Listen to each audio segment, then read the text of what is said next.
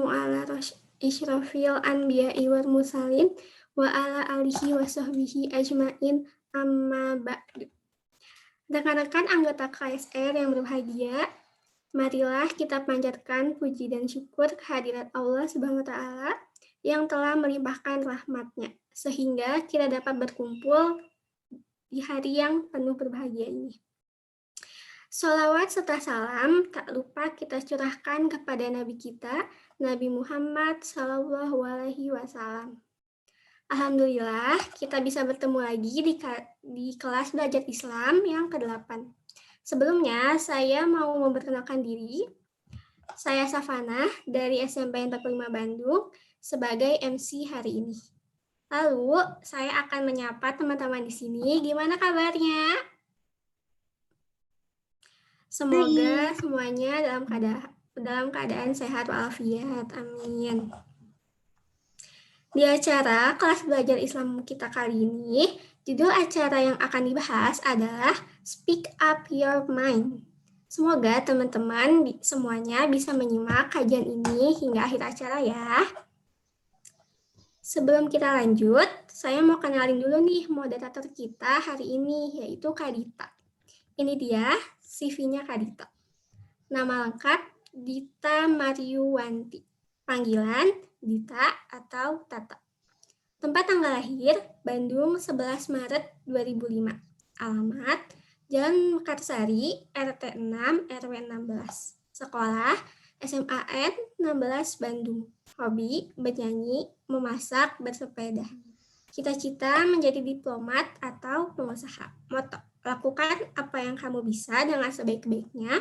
Hasil biarlah Allah yang tentukan. Ya baik, untuk selanjutnya bakal saya serahin ke Kak Ditanya langsung. Terima kasih.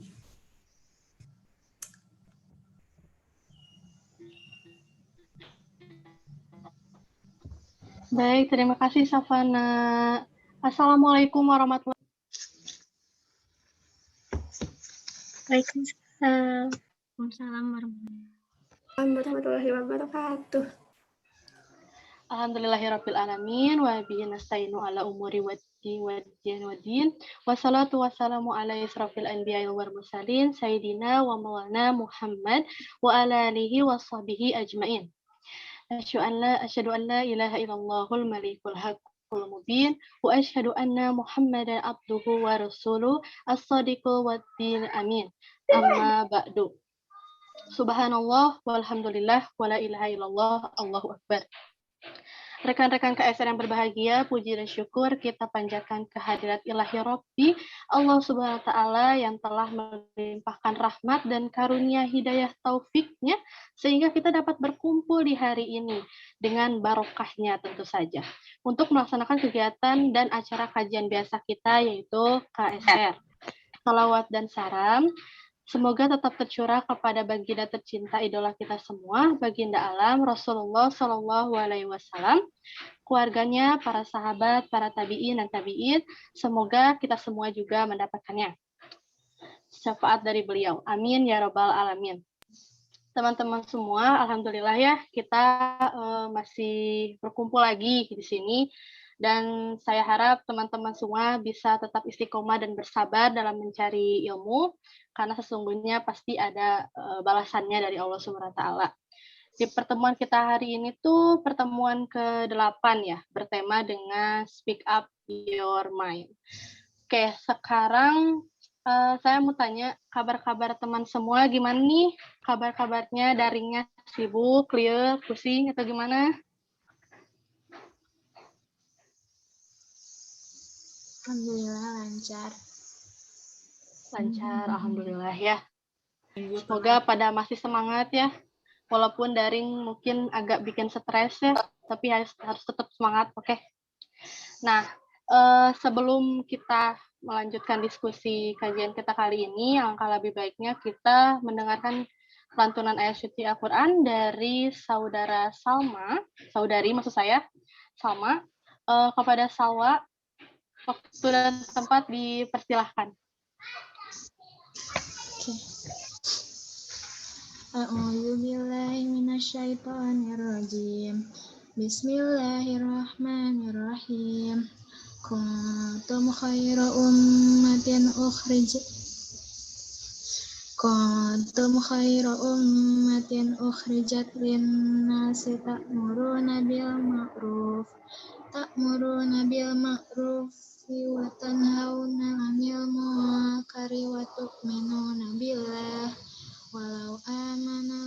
walau amana ahlul kitabi lakana khairan lahum minhumul mu'minuna wa aktsaruhumul fasiqun.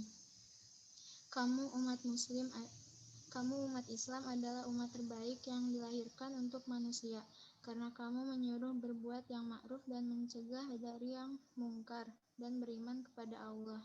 Sekiranya ahli kitab beriman, tentulah itu lebih baik dari mereka.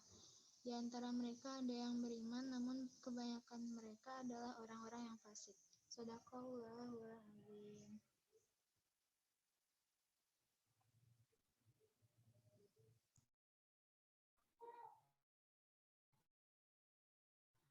Baik, terima kasih kepada Sawa ya, namanya saya tadi salah menyebutkan namanya, mohon maaf. Tadi namanya adalah Sawa. Terima kasih telah membaca Al-Quran. Semoga pahala dan barokah kepada yang mendengarnya, kita semua mendapatkannya dari Allah, dan begitu pula dengan pembacanya. Amin ya rabbal alamin.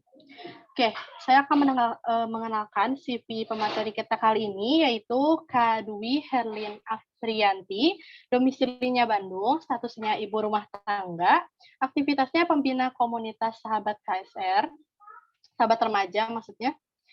Moto hidupnya bersama kesulitan ada kemudahan, bertakwalah Allah pasti beri jalan. Pendidikannya D3 Kebidanan, dan IG-nya @Dwi Bundanya Fakih. Nah, follow ya guys ya, promosi bentar. Oke, saya mau sapa kakaknya dulu. Kakak, apa kabar? Assalamualaikum Dita, alhamdulillah baik. Gimana Dek? Waalaikumsalam. Dita sendiri? Ya? Sehat? Dita Semuanya sehat, alhamdulillah. Sehat. Mungkin agak stres ya, daring sedikit aja, nggak banyak-banyak. Iya. Semoga dimudahkan ya. Kakak, apa kesibukannya? Amin. Sekarang? Kakak juga. Kesibukan sekarang? Apa ya? Ngurusin anak pasti, dan juga ngurusin anak orang lain. Maksudnya membina adik-adik semua ya, insya Allah ya, doakan terus sehat ya adik-adik. Amin, amin, ya rabbal alamin. Wah, tuh ya guys ya, kakaknya semangat banget ya berdakwahnya. Semoga ketularan ke kita-kitanya. Amin ya rabbal alamin. Oke, kakak, kita masuk ke sesi selanjutnya, yaitu pemaparan materi dari kakak. Silahkan kakak. Ya, jazakillah khair, Dek Dita. Insya Allah hari ini sama-sama kita akan sharing ilmu ya. Saya judulnya lebih ke sharing ya. Jadi mohon nanti adik-adik ikut kerjasama ya. Kalau ada beberapa pertanyaan yang ditanyakan, kita jawab bareng-bareng ya.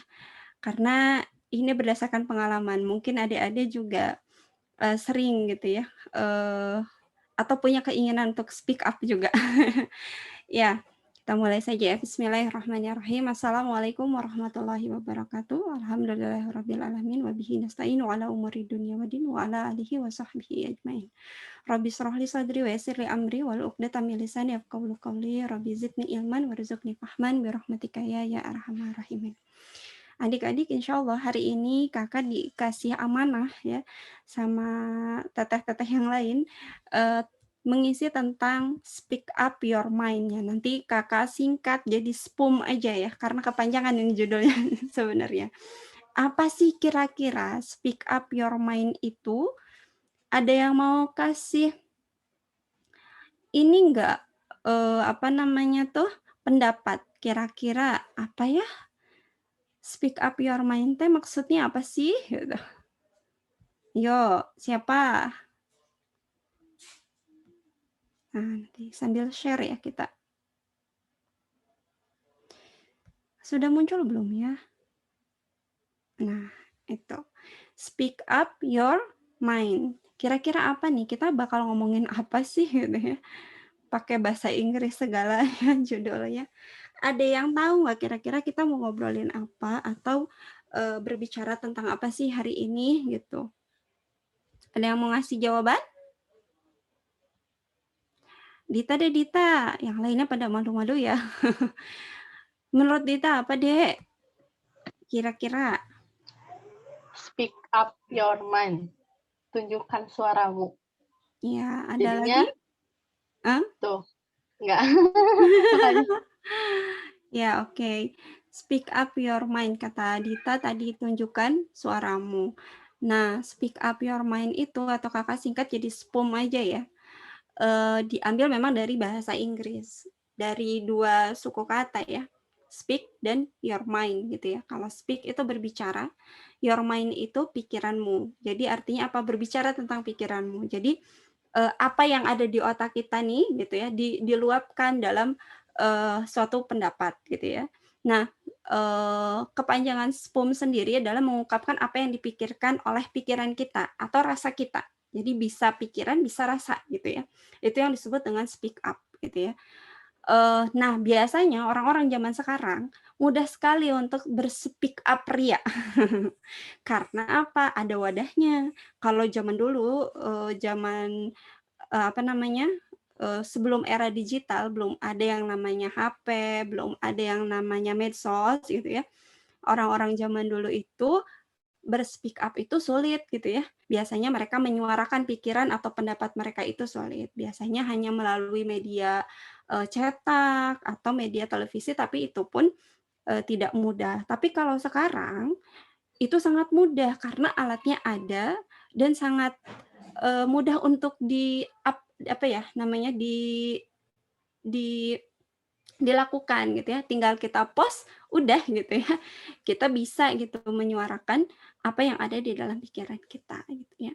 Nah, butuh alat SPOM ini. Apa alatnya? Ya tadi ya, alatnya itu adalah medsos. Jadi boleh tuh kita itu sekarang bebas nih berpendapat tentang pikiran apa saja yang kita sedang pikirin gitu ya, ataukah kita mau mencurahkan curahan hati kita. Nah, makanya kan suka lihat ya kalau di medsos itu baik di IG misalkan atau di Facebook ada yang ceritanya tentang curhat tapi akhirnya jadi cerita, ada ide-ide kreasi banyak gitu ya yang dipikirkan. Kalau dia mikirnya dia tukang masak, mikirannya masakan, jadi akhirnya apa nih yang keluar biasanya ide-ide kreasi masakan gitu ya. Banyak tuh ya, viral banget tuh ya kalau masakan-masakan begitu ya. Buat apa? Kalau dulu, sekarang apa ya, Dek? Yang lagi rame tentang resep-resep ya, Kakak juga nggak tahu. Kalau dulu mah dalgona coffee ya, pada ngikutin, semua viral, itu semua orang ngikutin. Kalau sekarang apa ya? Kakak belum ngikutin lagi ya, kurang update ini. Nah, akhirnya menjadikan medsos itu menjadi tadi gitu ya, untuk mengungkapkan apa yang dia pikirkan, apa yang dia ingin ungkapkan kepada khalayak ramai gitu ya. Biasanya seperti itu. Atau hanya sebatas untuk menunjukkan eksistensi diri nih. Apa kayak nunjukin tadi ya, menunjukin kemampuan atau nunjukin apa nih? Nunjukin keuuan. Sekarang lagi rame ya. Siapa tuh yang baru-baru nikah kemarin itu? Nah, itu kontennya semua ya. Nah, yang begitu-begitulah ya. Atau misalkan juga bisa tentang challenge ya, biasanya begitu. Rame dulu mah ada latih challenge, terus apa lagi ya? Pillow challenge atau yang lain-lainnya, yang sampai ada yang membahayakan itu ya, namanya school breaker ya. Nah, berdasarkan data ternyata 160 juta pengguna media sosial di Indonesia, ini menurut Hotsuite ya. Mereka meneliti bahwasanya penduduk Indonesia itu yang menggunakan internet itu hampir mencapai 160 juta di Januari 2020. Berarti tahun lalu ya surveinya. Tahun ini sepertinya meningkat gitu ya. Kenapa meningkat? Karena kebutuhan akan medsos meningkat juga. Sekolah tadi ya. Liur teh daring wae gitu ya, bikin stres katanya begitu. Akhirnya kan pengguna medsos juga menjadi meningkat nih. Nah, 160 juta nih adik-adik, bayangkan. Berarti hampir bukan setengah ya, tapi 3/4 penduduk Indonesia menggunakan gadget gitu, menggunakan media sosial gitu ya. Berapa jumlah penduduk Indonesia? Ada yang tahu nggak? 250 juta bukan? Iya, 264,7 juta ya kalau nggak salah, survei terbaru begitu. Berarti hampir setengahnya juga lebih ya ini gitu. 160 juta pengguna gadget. Nah, menurut APJI itu Asosiasi Penyelenggara Jasa Internet Indonesia, menyebutkan ada lebih besar lagi ternyata angkanya. 196,7 juta atau sekitar 73,7% dari populasi warga Indonesia sudah menjadi pengguna akses internet pada kuartal kedua tahun 2020. Hampir mencapai jumlah penduduk Indonesia ya. Ini lebih besar lagi angkanya. Ini menurut data ya. Jadi nggak asal nih ya. Datanya begini. Nggak tahu ya, benar nggak sih, Dek? Adik-adik gimana nih? Pengguna medsos juga kan ya? Oke. Lalu pertanyaannya, siapa pengguna terbanyak sosial media? Masih di APJI juga, APJI menyebutkan bahwa 91% pengguna internet itu ada pada usia 15 sampai 19 tahun. Artinya apa, Dek? Siapa yang paling banyak, Dek? Ya, adik-adik remaja ya biasanya. Ini yang pertama, nanti ada golongan yang kedua, ketiga, dan yang seterusnya, gitu ya. Artinya remaja itulah yang paling banyak menggunakan media sosial. Nah, nih Rara nanya nih, tiba-tiba ada Rara. Rara soalnya kepo ya teman-teman. Apa sih yang biasanya disepumin sama para remaja? Kok remaja itu tadi ya menjadi pengguna yang pertama gitu, usia pengguna pertama internet gitu ya. Paling banyak kalau saat ini itu di survei itu kalau dulu mah kan IG ya, IG mainnya tuh ya banyaknya di IG. Kalau sekarang meningkat nih jadi TikTok, paling banyak tuh ya para remaja. Makanya adik-adik mungkin sering lihat tuh kalau kita lagi search IG itu keluar tuh kan yang viral-viral gitu kan. Nah, kebanyakan orang sekarang bikin kontennya adalah TikTok. Ya, TikTok jadi nomor urut yang pertama penggunaan medsos terbesar. Biasanya apa yang disepumin nih kira-kira? Ada yang tahu nggak?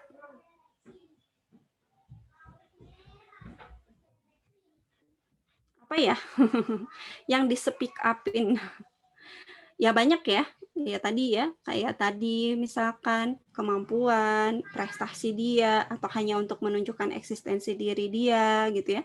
Kayak misalkan ingin nunjukin sekarang apa sih ada glow up gitulah ya. Yang dari apa? Dari buluk gitu ya bahasanya terus menjadi glow up gitu kan, itu banyak ya aplikasi yang dipakai gitulah ya, itu menunjukkan eksistensi diri dia gitu ya, menunjukkan bahwa dia itu bisa cantik loh gitu kan. Nah dari sini setelah lihat data yang tadi nih, menurut kalian baik atau buruk ya media sosial tuh pengaruhnya, lebih banyak mana nih, yang baiknya atau yang buruknya nih?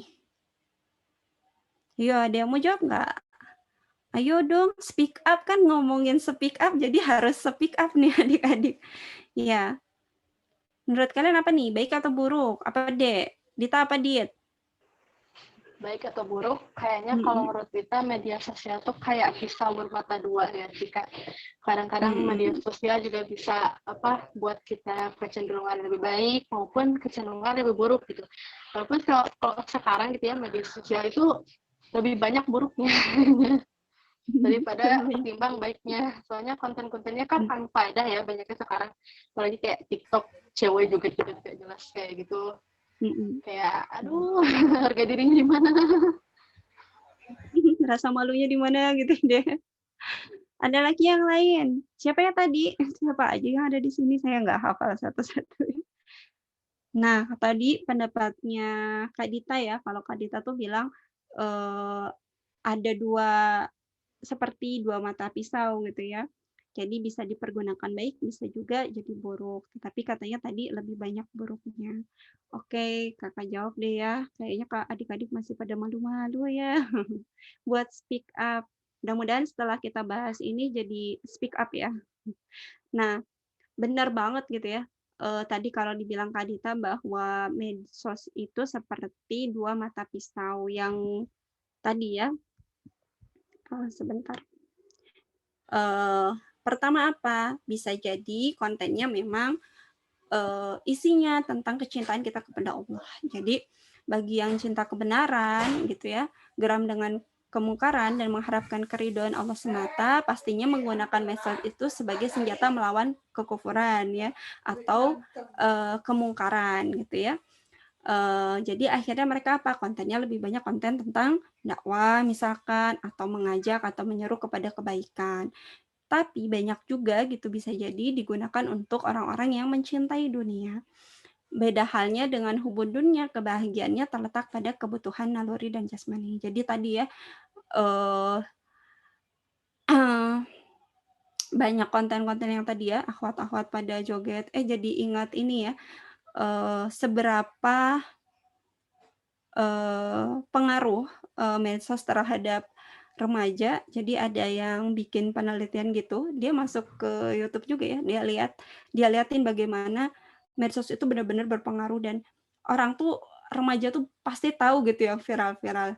Jadi orang lagi di keramaian gitu, dia setel lah satu lagu atau satu lagu ya yang sedang viral di TikTok. Tiba-tiba tuh pada joget-joget. Otomatis aja joget gitu ya. Begitu. Itu saking apa? Ya saking mereka ternyata terbiasa untuk melihat yang seperti itu. Mereka udah apa ya namanya tuh, udah telinga tuh sangat peka banget gitu ya dengan hal-hal yang sedang viral saat ini gitu ya. Nah, lanjut ke sini, maka jangan heran kalau lebih banyak konten unfaedah yang berseliweran di jagat maya hanya demi viral tadi ya. Ada yang cuman pingin jadi viral kemudian melakukan kebohongan. Ingat nggak kemarin itu ketika ada salah satu artis yang kena COVID-19 nih ya, kemudian demi viral sampai dia jadi naik tuh ya si penontonnya itu sampai ribuan jadi followers dia gitu ya, dan yang melihat TikTok dia gitu ya. Padahal konten yang diberikan itu hoax. Jadi dia ngomongin si artis tadi itu meninggal padahal enggak gitu ya. Mungkin adik-adik tahu ya kalau yang tahu beritanya Maya. Dikabarkan dia meninggal begini ya, kontennya tentang meninggal sampai si keluarga artisnya sendiri nanya, iya gitu benar gitu kan, kalau orang yang kena COVID-19 nggak boleh dijenguk, nggak boleh ini ya. Jadi akhirnya pada bertanya, membuat kegemparannya dan kekisruhan di keluarganya sendiri. Dan ketika ditanya, buat apa sih kamu bikin konten yang seperti itu, dan jawabannya cuma satu, biar viral gitu ya. Nah, begitulah ya adik-adik ya, zaman sekarang itu yang tadi gitu menjadikan medsos itu karena kecintaan dia kepada dunia, ingin viral, ingin dihargai, ingin dicintai oleh orang-orang, akhirnya mereka menggunakan berbagai cara yang sebenarnya tidak disukai oleh Allah gitu ya. Maka ya tadi gitu, bisa jadi memang medsos ini bernilai kebaikan ketika kita gunakan untuk sesuatu yang kita cintai karena Allah, tapi bisa juga dia bernilai keburukan gitu ya. Bahkan tadi ya sampai berbohong seperti itu. Ya, kita lanjutkan lagi. Nah, pada faktanya apa? Faktanya lebih banyak konten unfaedah yang kata Kak Dita tadi bilang. Kemudian juga konten kekufuran yang dikemas dengan sangat epik dan mempesona. Ya, apa aja? Nah, berseliweran ide feminisme, kemudian juga ada ide-ide LGBT ya, salah satunya mungkin kita tahu ya dulu ya, ada lambangnya si pelangi tadi. Bahkan kalau kita ngomongin tentang LGBT tuh ya, biasanya di Bennett, makanya nulisnya kan L9 8T. Soalnya kalau kita langsung bilang pakai tulisan L terus G, B, T itu langsung kena Bennett. Kenapa ya? Mereka tadi gitu ya, karena mereka mendukung aktivitas kaum pelangi ini gitu ya. Kemudian apa? TikTok tadi ya. Nah, pada hafal mungkin abang jago, apalagi tuh apa saya masih ting-ting kali ya. Nah, lagi yang terbaru, apalagi lah ya, banyak banget lah. Lalu kemudian ada juga yang menjadikan sarana tadi ya, yang suka-suka sama K-pop gitu ya, mungkin mereka memposting tentang opa-opa mereka gitu ya, atau mereka bucin ya, yang akhirnya ada aplikasi yang membuat mereka itu bisa bersanding dengan opanya ya, sampai artis ikutan kan ya. Saya suaminya ini loh, ini gitu-gitulah. Itu juga rame gitu ya, saking apa tadi ya, kesukaan mereka kepada K-pop. Atau misalkan tentang apa, K-drama itu dibahas gitu ya. Lagi apa nih lagi rame sekarang? Korean drama yang lagi rame gitu ya, itu biasanya dibahas gitu ya. Kemudian tadi yang Kakak bilang keuuan tadi, kebucinan itu yang lagi rame sekarang ya. Konten dan lain sebagainya itu paling disenangi dan paling banyak dilihat oleh para remaja dan mereka melakukan itu. Bahkan ada yang melakukannya itu anak SD gitu ya. Bermainnya tuh si anak SD-nya main TikTok bikin gitu ya. Miris lah pokoknya. Ya maaf. Sebentar. Nah, slide yang tadi sebelah hanya sebagian konten yang mencuat ke permukaan, bahkan lebih banyak yang tersembunyi. Nah, ini baru sedikit, nanti lihat sendiri lah ya. Gimana sih perasaan kalian gitu ketika melihat yang seperti itu? Kalau kakak sih agak ya keganggu lah ya. Karena kenapa yang trending di YouTube, IG atau Twitter, FB itu mayoritas ternyata konten-konten yang tersaji adalah kesenangan dunia yang menipu, gitu ya. Tadi gitu ya, hanya sebatas untuk eksistensi diri, hanya sebatas buat kesenangan, joget-joget nggak jelas gitu ya, atau membangkitkan naluri jinsiah kita, jadi pingin punya kekasih atau bagaimana gitu ya. Nah itu kan kesenangan-kesenangan dunia gitu yang sifatnya menipu, senang di dunia padahal belum tentu Allah ridho gitu ya. Nah akhirnya apa sih, kita tuh kok konten yang baik itu jarang banget gitu ya jadi trending dan lain sebagainya gitu ya. Bahkan masih banyak yang belum banyak juga orang-orang yang memanfaatkan media sosial ini menjadi sebuah kebaikan gitu ya. Belum ada konten dakwah, masih sedikit, bahkan tidak pernah menjadi trending di YouTube ataupun medsos yang lain ya. Nah itu sih miris ya adik-adik. Nah mengapa demikian? Kenapa sih orang-orang atau para remaja itu lebih suka mengikuti yang viral pada saat ini, dan kemudian mereka kenapa juga yang mereka tunjukkan gitu ya, atau yang mereka ungkapkan gitu tentang pikiran dia itu hal-hal yang mereka cintai gitu ya, mereka cintai yang sebatas duniawi tadi. Di dalam sebuah kitab itu dikatakan ada seorang apa namanya, di dalam kitab ya karangan Syekh Taqiyuddin An-Nabhani, beliau mengatakan bahwa yang namanya perilaku atau dikatakan bahasa Arabnya itu suluknya manusia atau perilakunya manusia itu tergantung kepada pemikirannya gitu ya. Jadi kalau adik-adik melihat pada saat ini kenapa mereka begitu, kok mau-maunya kalau kata Dita joget-joget kayak gitu, padahal malu-maluin diri sendiri. Kan kita perempuan muslimah ya, kok rasa malunya nggak ada, joget-joget sampai ya begitulah ya, yang membuat liukan yang gimana-gimana gitu ya, bisa jadi membangkitkan naluriah laki-laki padahal lemah gitu ya. Nah kenapa mereka melakukan itu ya tadi gitu ya, karena manusia itu, perilaku manusia atau tingkah laku nih manusia itu tergantung kepada pemikirannya. Kalau misalkan pemikiran kita itu lebih banyak, nah pemikiran ini dipengaruhi apa? Pemikiran itu dipengaruhi oleh informasi.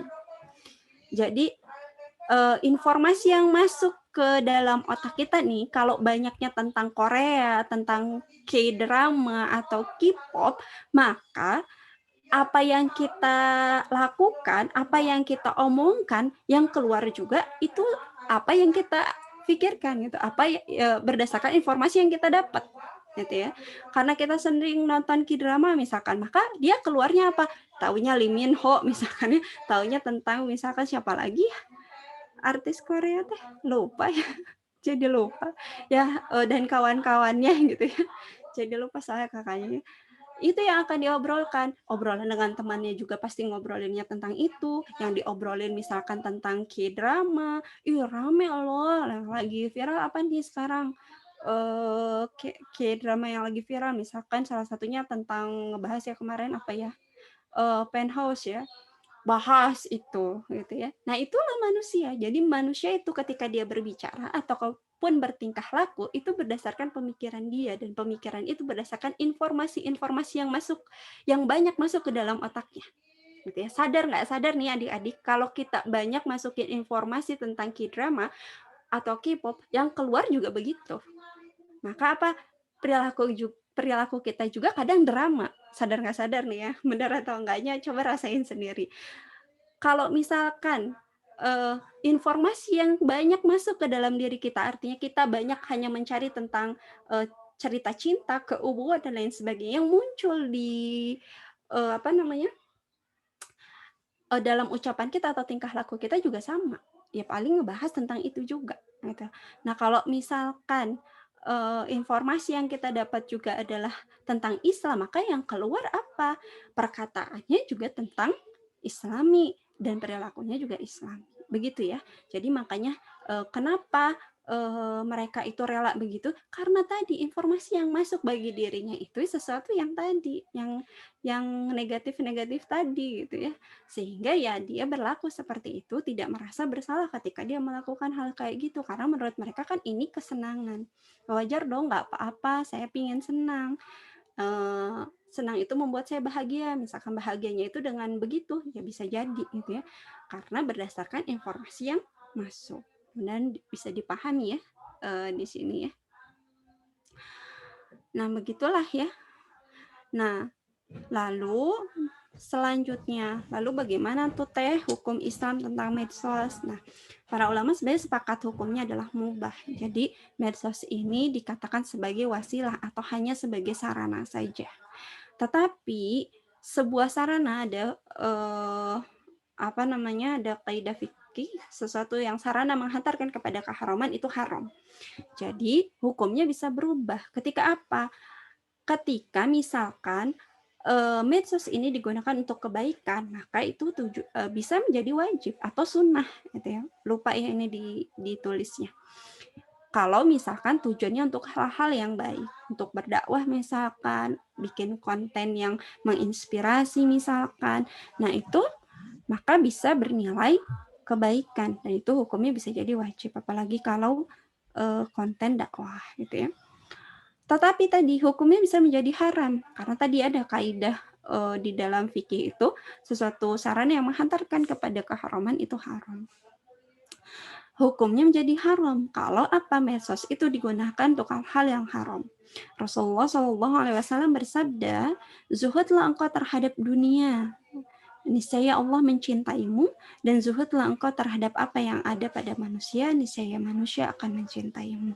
Maka apa di sini? Ya tadi kita nggak boleh terlalu cinta terhadap dunia, kita juga jangan terlalu mengharapkan penghormatan kepada manusia, gitu ya. Dan belum tentu mereka itu akan membawamu pada kebaikan. Tapi apa? Cintailah Allah, itu satu-satunya jalan ya yang Allah ridhai.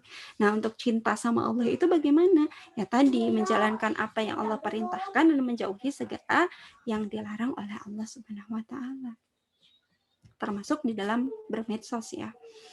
Nah, kemudian salah satu ulama mengatakan jangan sampai kita itu diperbudak oleh medsos, karena ketahuilah bahwasanya sosial itu termasuk bagian dari dunia. Maksudnya apa? Ibnu Qayyim al-Jauziyah rahimahullah berkata, artinya di dalam hadisnya, menyanyiakan waktu lebih berbahaya dari kematian, karena menyanyiakan waktu akan memutuskanmu dari Allah dan negeri akhirat, sedangkan kematian hanya memutuskan dirimu dari dunia dan penduduknya. Nah, jangan sampai lupa waktu tuh ya. Kalau bermedsos tuh kita kan bisa mantengin IG atau search IG doang berjam-jam ya, sampai kita lupa waktu. Kadang lupa waktu makan, lupa waktu salat dan lain sebagainya. Nah, jangan sampai kita itu tadi akhirnya jadi budak-budaknya media sosial. Jadi gunakan media sosial itu sesuai dengan apa yang memang diperbolehkan gitu ya. Sampai batas mana? Jangan sampai kita jadi orang yang kecanduan, adiktif terhadap si medsos tadi. Nah, salah satu ciri katanya ya di dalam penelitian itu, kalau kita sudah edik terhadap medsos itu biasanya bangun tidur yang dicari adalah HP. Kemudian ketika kita jauh dari HP cuma beberapa menit aja, si HP itu langsung dicari. Nah, hati-hati kalau sudah begitu adik-adik, berarti sudah masuk ke edik. Itu salah satu ciri ya, masih ada beberapa ciri yang lainnya. Nah, jangan sampai nanti kita begini, ternyata waktu kita habis cuman scrolling aja, cari-cari yang ada di medsos, apa sih yang lagi rame. Awalnya mungkin cuman cari materi atau bahan buat sekolah, lama-lama scrolling sampai kita nggak sadar, pas ngelihat udah sore lagi, wah udah malam lagi, kok waktu berjalan cepat, padahal kita berjam-jam scrolling di IG ya, atau kita nonton K-drama gitu ya sampai berjam-jam. Nah, sebentar ya, izin dulu. Kak Ayah ya, Kak Ayah.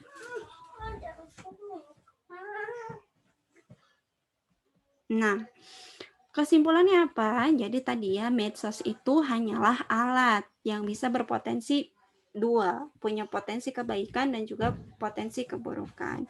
Tinggal kita yang milihnya, kita mau menggunakan apa nih? Mau berspeak up tentang kebaikan atau speak up tentang keburukan?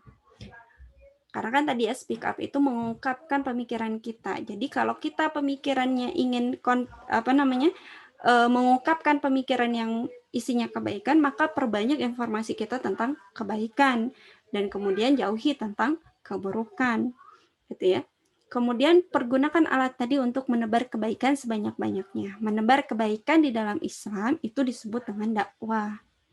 Nah, aktivitas dakwah ini disebut juga sebagai aktivitasnya para nabi dan rasul. Dan aktivitas dakwah ini hukumnya apa teh? Wajib bagi setiap muslim. Jadi kita boleh menggunakan medsos itu sebagai alat gitu ya. Sebagai alat apa? Alat dakwah. Itu boleh. Dan dakwah itu wajib, baik kita mau menggunakan medsos ataupun mau langsung ya. Dan aktivitas dakwah inilah yang membuat Allah memuji kita sebagai umat yang terbaik. Nah, Allah berfirman di dalam surat Ali Imran tadi yang dibacakan ayat 110, kuntum khairu ummat ukhrijat linnas ta'muruna bil ma'ruf wa tanhauna 'anil munkar wa tu'minuna billah. Kamu adalah umat yang terbaik, kata Allah. Jadi kaum muslimin ini Allah lebihkan daripada umat-umat yang lain. Maksud dari sini ya, dilahirkan untuk manusia itu, kita itu udah punya predikat umat yang terbaik. Alhamdulillah ya, kita sudah muslim. Apa yang membuat umat ini menjadi terbaik? Maka dikatakan di dalam Ali Imran ayat 110, ta'muruna bil ma'ruf wa tanhauna 'anil munkar. Yang menjadikan umat muslim itu menjadi umat yang terbaik karena kalian itu menyuruh berbuat yang ma'ruf dan mencegah dari yang mungkar dan beriman kepada Allah. Aktivitas inilah kita iman sama Allah, kemudian yang kedua kita melakukan aktivitas menyuruh berbuat yang ma'ruf dan mencegah dari yang mungkar. Nah, ini artinya menyuruh yang ma'ruf dan mencegah dari yang mungkar itu artinya dakwah, adik-adik. Jadi umat terbaik yang disebutkan oleh Allah di dalam surat Ali Imran 110 adalah tadi kaum muslimin yang senantiasa dia itu berdakwah. Dan ingat, dakwah itu adalah aktivitas disejajarkan aktivitasnya dengan Nabi dan Rasul. Jadi kita itu ketika kita dakwah artinya kita itu sedang meneruskan aktivitas yang dulu Rasul lakukan. Gitu ya. Itu motivasinya ya, mudah-mudahan paham ya. Kemudian Imam Ahmad meriwayatkan dari Durrah binti Abu Lahab, ia berkata, ada seseorang berdiri menghadap Nabi. Ketika itu beliau berada di mimbar, lalu orang itu berkata, ya Rasulullah, siapakah manusia terbaik itu? Maka Rasul bersabda, sebaik-baik manusia adalah yang paling hafal Al-Quran, paling bertakwa kepada Allah, paling giat menyuruh berbuat yang ma'ruf, dan paling gencar mencegah kemungkaran, dan paling rajin bersilaturahmi di antara mereka. Ya itu ya. Disebutkan lagi apa? Dakwah lagi kembali Allah sebutkan itulah sebaik-baik. Kenapa manusia itu disebut dengan umat Islam itu disebut dengan umat yang terbaik. Karena ada aktivitas ini. Gak ada loh aktivitas dakwah ini gitu ya di antara yang lain gitu ya. Cuman Islam loh gitu ya yang memerintahkan dakwah gitu ya. Nah, berbicara tentang dakwah maka kita punya teladannya ya. Siapa? Rasulullah SAW, Nabi kita ya, yang kita selalu di dalam salat kita meminta syafaat kepada beliau. Yang kita berharap kita bisa berkumpul dengan beliau. Yang kita berharap nanti di akhirat kala kita dipanggil sebagai umatnya, disebut sebagai umatnya. Ya Rasul, ini kami umatmu. Ya. Siapa sih yang nggak mau berkumpul dengan Rasulullah? Benar nggak, Dek? Pasti kita ingin berkumpul dengan beliau, ya. Tapi kakak ingat ya satu hal yang pernah dikatakan oleh Ustazah kakak. Kalau kita cinta Nabi, kita cinta Rasulullah, sejauh mana kita itu sudah mengenal beliau, sejauh mana kita itu sudah mengikuti sunnahnya. Gitu ya. Kalau kita katakan cinta, maka harusnya kita itu mengenal beliau, lebih mengenal beliau daripada yang lain, dan mengenal setiap sunnah-sunnah yang beliau lakukan, kita kerjakan. Itulah bentuk kecintaan kepada Nabi Muhammad SAW. Ya. Nah, Nabi Muhammad ini sudah memberikan banyak teladan kepada kita bagaimana kita harus berdakwah di tengah-tengah umat, gitu ya.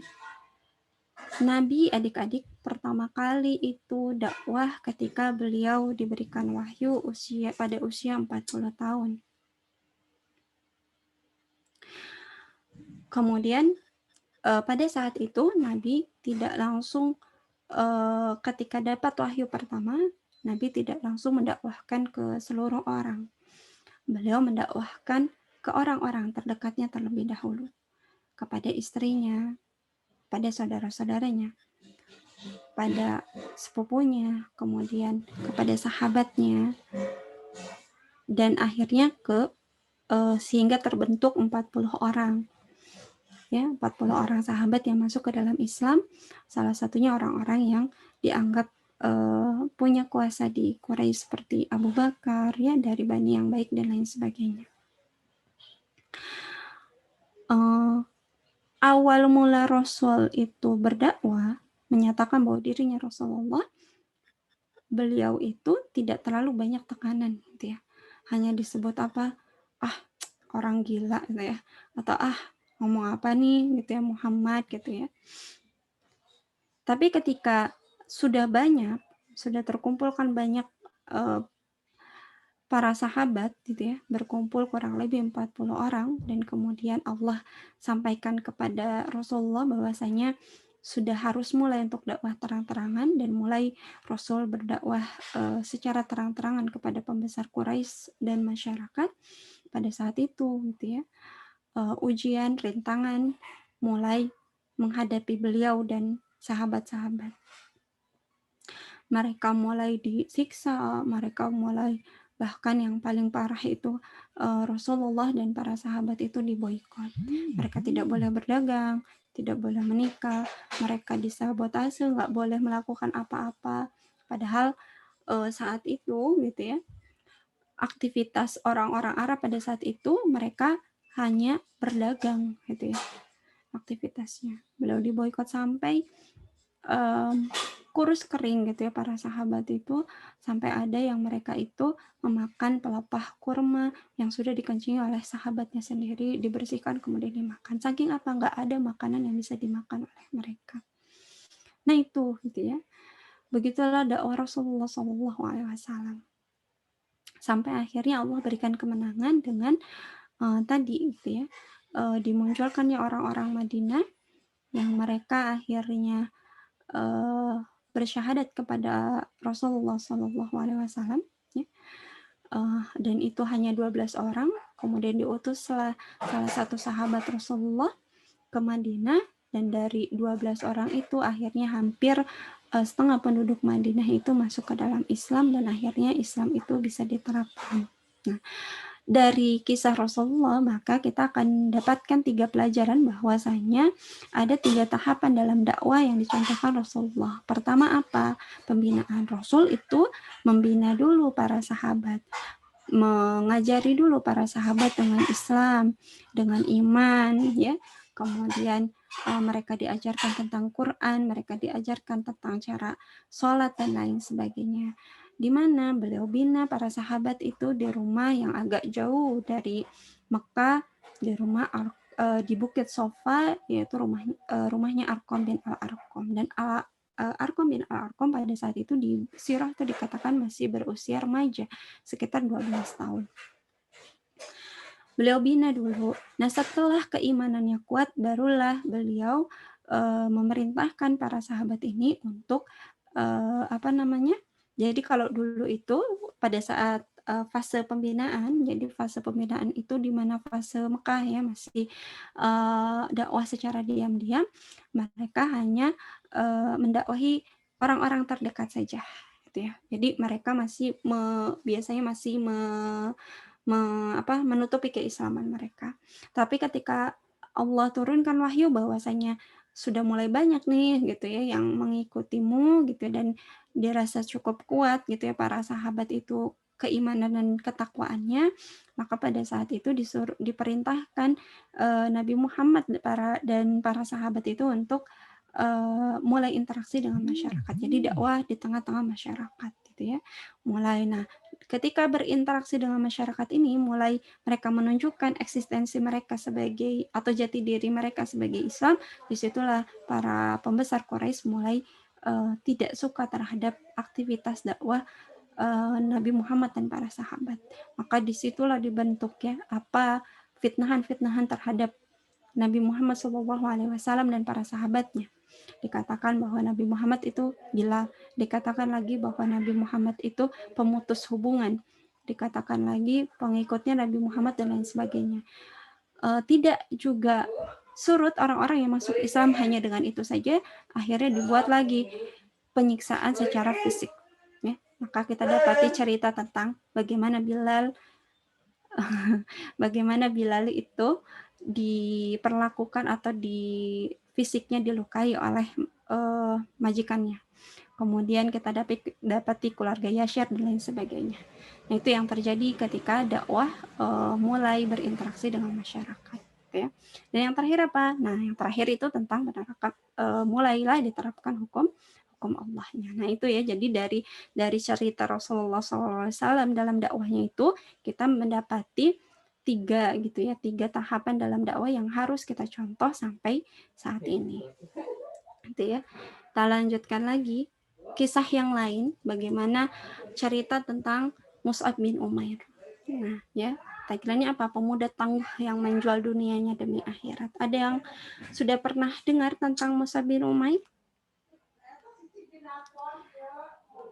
Ya, Mus'ab bin Umair ini salah satu motivator dakwah ya yang luar biasa.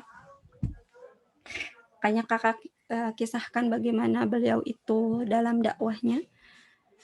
Jadi Mus'ab bin Umair itu adalah pemuda Mekah, salah satu pemuda Mekah yang dari golongan orang yang punya kedudukan di Mekahnya. Jadi ibunya itu seseorang pembesar Quraisy dan dia itu beliau itu punya tampang yang gagah dan tampan gitu ya, dan betul-betul jiwa yang sangat muda gitu ya. Bahkan orang-orang Mekah menyebutnya Mus'ab itu sebagai warga kota Mekah yang mempunyai nama paling harum karena dari kedudukan yang tinggi. Kemudian kalau sekarang itu dandanannya perlente, udah meganteng gitu ya. Kemudian dandanannya menunjukkan bahwa dia memang bukan dari orang-orang biasa. Dan beliau itu orang yang memang diberikan kenikmatan dunia sekali. Orang yang sangat dimanja oleh kedua orang tuanya, hartanya sangat berlimpah, tidak kekurangan sesuatu apapun gitu ya. Itulah Mus'ab bin Umair. Bahkan digandrung sama remaja atau pemuda-pemuda yang lainnya. Bahkan wanita-wanita itu sampai tadi gitu ya terkesima dengan Mus'ab bin Umair ini gitu ya. Itu gambaran Mus'ab bin Umair sebelum masuk ke dalam Islam. Hidupnya mewah, manja gitu ya, jadi buah bibir gadis-gadis Mekah dan menjadi bintang di tempat-tempat pertemuan ya. Kemudian suatu hari Mus'ab bin Umair itu mendengar berita gitu ya bahwasanya di Mekah itu ada seorang utusan Allah namanya Muhammad gitu ya, membawa berita suka maupun duka dan juga umat yang mengajak umat untuk beribadah kepada Allah. Dan ketika mendengar berita itu Mus'ab bin Umair mulai penasaran. Akhirnya bertanya, di mana saya bisa menemukan Muhammad, katanya begitu.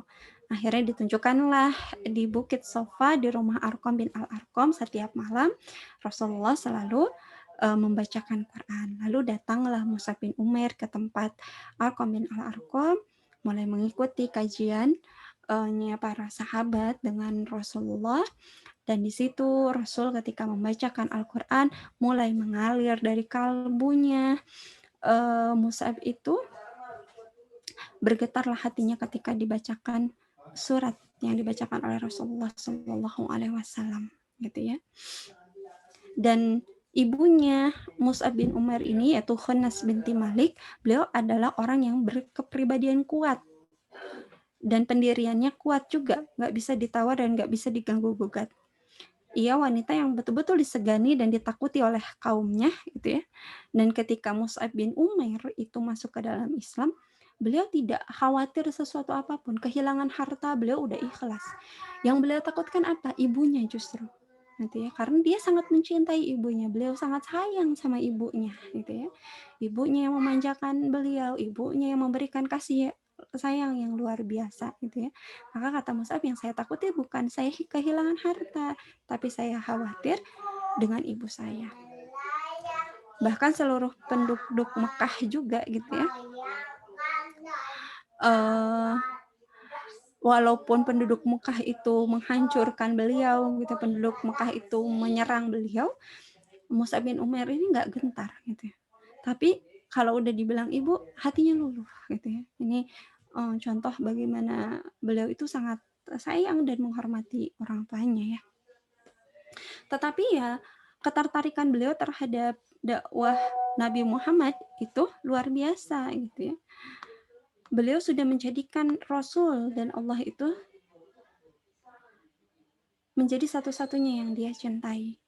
Dan akhirnya ya namanya pada saat itu ya orang Quraisy itu selalu punya celah bagaimana akhirnya kabar keislaman Mus'ab ini muncul, gitu ya kan. Mus'ab bin Umair selama ini masih menutupi ya keislaman beliau dari ibunya, gitu ya. Jadi setiap malam keluar ngaji sama Rasulullah dan lain sebagainya, gitu ya, berkumpul dengan para sahabat yang lain. Tapi sampai suatu saat ya memang Allah perkenankan, gitu, akhirnya tahu, gitu ya, ada satu orang penduduk Mekah yang melihat beliau, gitu ya, datang kemudian melihat beliau melakukan sholat seperti sholat yang dilakukan Nabi Muhammad. Lalu dilaporkanlah hal itu kepada ibunda Mus'ab bin Umair, gitu ya. Maka Mus'ab bin Umair ini dikumpulkan di antara pembesar Quraisy dan di hadapan ibunya. Lalu ibunya bertanya, betulkah Mus'ab engkau itu masuk ke dalam Islam? Lalu keluarlah dari Mus'ab Al-Quran, kata-kata ayat-ayat Quran disampaikan kepada para pembesar Quraisy pada saat itu dan juga kepada ibunya. Ibunya murka ketika melihat Mus'ab bin Umair ini masuk ke dalam agamanya Nabi Muhammad SAW. Hampir ditampar, gitu ya. Melayang tangannya hampir menampar wajah beliau, tetapi tertahan ketika apa? Ternyata wajah Mus'ab bin Umair itu memancarkan sinar yang itu membuat ibunya kaku untuk akhirnya menampar beliau, gitu ya. Dan akhirnya di sebelah sana diambillah Mus'ab bin Umair ini, gitu ya, sama ibunya, lalu dikurung di suatu tempat. Sebentar ya. Ada Nenek nggak boleh.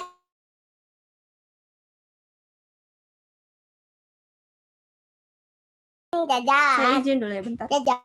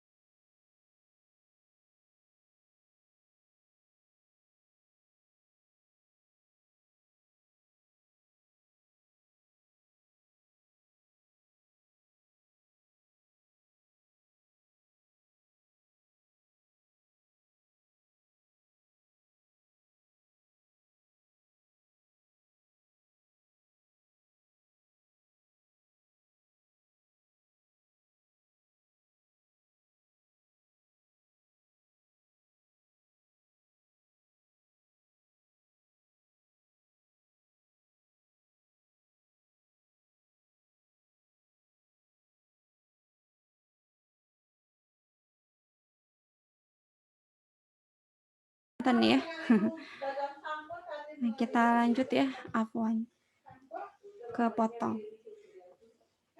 Masih kedengeran nggak suara saya? Kedengeran. Ya, sebentar.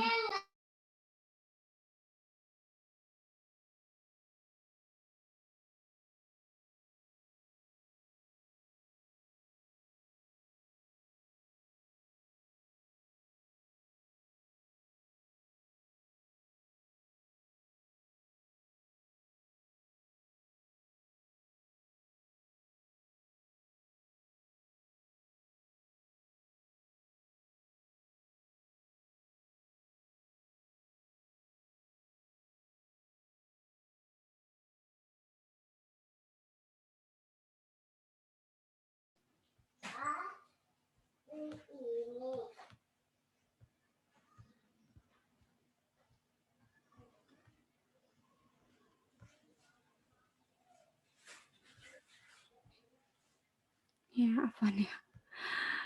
Kepotong. Ya, kita lanjutkan lagi ya.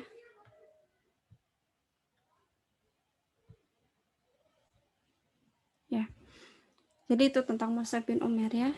Akhirnya diasingkan, tetapi karena kecintaan kepada Allah dan Rasulnya membuat beliau mencari cara bagaimana cara keluar gitu ya dari penjara ibunya, kalau kakak sebut itu sebagai penjara ya. Akhirnya beliau keluar, kemudian beliau ikut dengan rombongan kaum muslimin yang lain yang ikut hijrah ke Habasyah pada saat itu ya. Nah, kemudian akhirnya Mus'ab ini pergi ke Habasyah. Nah, suatu hari gitu ya, beliau tampil di hadapan kaum muslimin dan duduk di sekeliling Rasulullah. Bahkan para sahabat itu ada yang tidak mau menundukkan kepala, kemudian memejamkan matanya ketika melihat Mus'ab. Kenapa? Karena bahkan ada yang sampai menangis gitu ya para sahabat itu. Karena melihat bagaimana Mus'ab bin Umair itu menggunakan jubah yang telah usang, bahkan banyak tambalannya gitu ya. Padahal gitu ya belum hilang dari ingatan para sahabat itu bagaimana beliau itu datang dengan pakaian yang terbaik, dengan wewangian yang terbaik gitu ya. Kemudian seketika itu Allah balikan gitu ya dengan kondisi yang berbalik sekali gitu ya, dari yang pakaiannya terbaik menjadi pakaian yang usang, lusuh gitu. Itu membuat mereka sedih gitu ya. Bahkan Rasulullah SAW saja mengatakan gitu ya, menatap beliau penuh arti, penuh cinta dan penuh senyum gitu ya. Kemudian beliau berkata, dahulu aku lihat Mus'ab ini tidak ada yang mengimbangi di dalam memperoleh kesenangan dari orang tuanya. Kemudian ditinggalkan semuanya demi kecintaan dia kepada Allah dan Rasulnya. Nah, beliau nggak sedih gitu ya, tapi para sahabat yang sedih gitu ya. Karena saking ya melihat itu ya bagaimana keseriusan, kecintaan beliau terhadap agama itu akhirnya menghilangkan kecintaan dia kepada dunia gitu ya.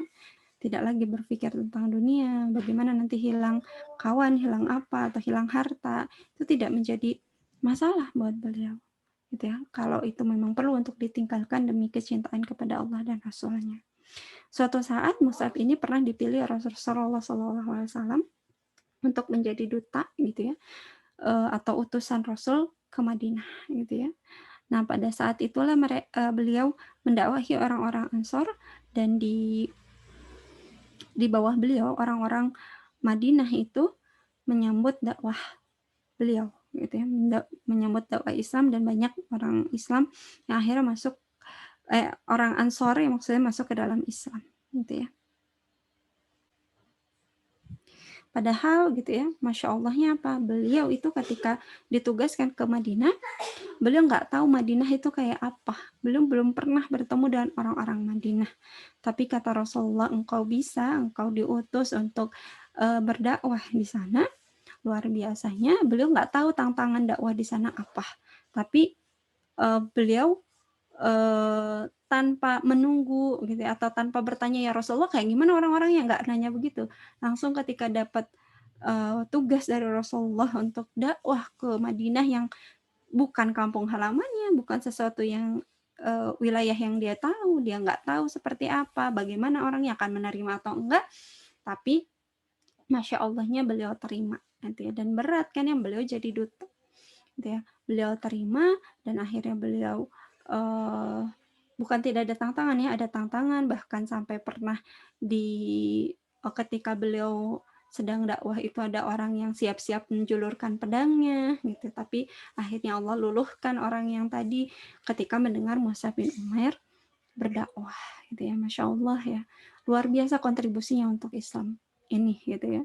Dan kemudian akhirnya di bawah beliau lah ya, orang Madinah itu masuk Islam, dan akhirnya kaum muslimin hijrah dari Mekah ke Madinah karena dakwah lebih bisa diterima di Madinah dibandingkan di Mekah yang sudah 13 tahun. Hanya dalam waktu 1 tahun. 1 tahun Madinah itu didakwahi oleh Mus'ab bin Umair gitu ya. Beda ya dengan Mekah. Mekah itu 13 tahun. Tapi tidak ada yang bertambah, orang-orangnya begitu aja. Tetapi kalau Madinah hanya dalam waktu 1 tahun mereka menyatakan keislaman mereka menyatakan kecintaan mereka kepada Nabi. Masya Allah tuh ya, orang Madinah ya. Inilah kemenangan Allah ya. Kemudian ketika perang Uhud, Mus'ab bin Umair ini menjadi seorang pahlawan ya. Jadi kontribusinya sangat banyak. Untuk Islam itu beliau yang paling terdepan. Ketika dipanggil untuk jihad, beliau maju yang paling duluan. Dan beliau yang membawa bendera perang pada saat itu. Pada saat di perang Uhud, ketika itu situasinya sedang gawat. Kaum muslimin lupa perintah Allah pada saat itu kan, jangan turun, para pemanah nggak boleh turun, tapi turun karena ngelihat ghanimah yang ada di bawah. Ghanimah itu harta rampasan perang.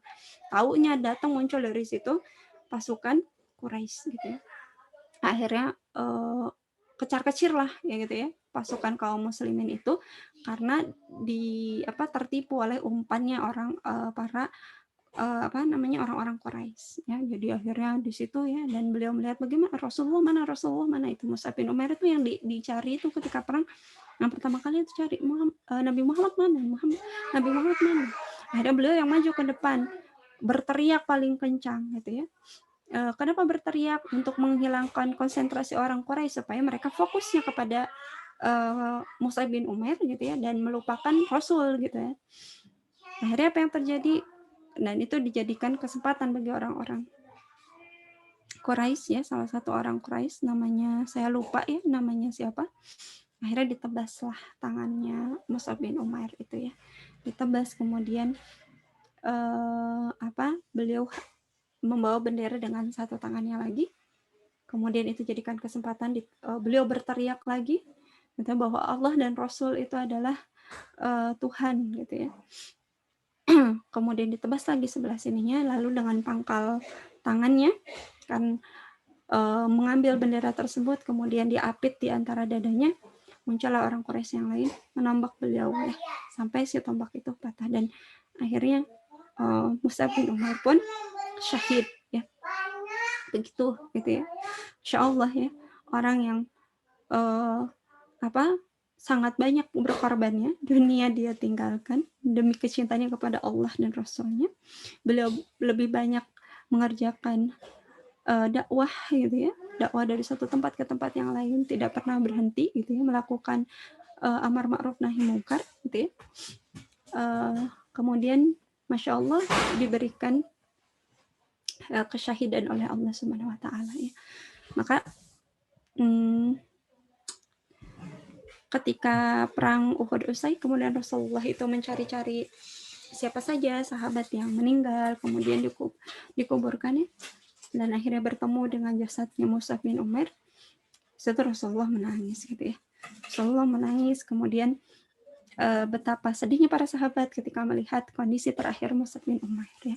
Yang tersisa dari dirinya itu hanyalah sorban yang usang, yang ketika ditutupi kain ke atasnya terlihat kakinya, kemudian ketika ditutupi kakinya terlihat kepalanya gitu ya. Hingga akhirnya Rasulullah bilang, tarik saja ke kepalanya dan tutupilah kakinya dengan daun izir gitu ya. Maka di situ Rasulullah bilang apa? Rasulullah bilang, wahai kaum muslimin, siapapun yang datang gitu ya, datang ke pemakaman orang-orang yang berperang Uhud, salamilah mereka, berikanlah salawat atas mereka, insya Allah mereka akan menjawabnya. Jadi kalau teman-teman punya kesempatan nanti ke Mekah, bertemu dengan kuburannya para syuhada, ya silahkan salat. Mungkin di situ ada Mus'ab bin Umair ya. Ya itu ya, mudah-mudahan menginspirasi teman-teman ya Allah gitu. Beliau adalah seorang pemuda yang gagah gitu ya, yang kalau kata kita mah mungkin wah kalau gagah kan udah di followersnya banyak ya gitu ya. Mungkin dia udah bikin konten paling banyak, like-nya juga paling banyak gitu ya. Tapi itu tidak dilakukan oleh Mus'ab bin Umair kalau sekarang ya. Tapi Mus'ab lebih memilih apa? Dakwah di jalan Allah. Gitu ya. Itu ya adik-adik ya.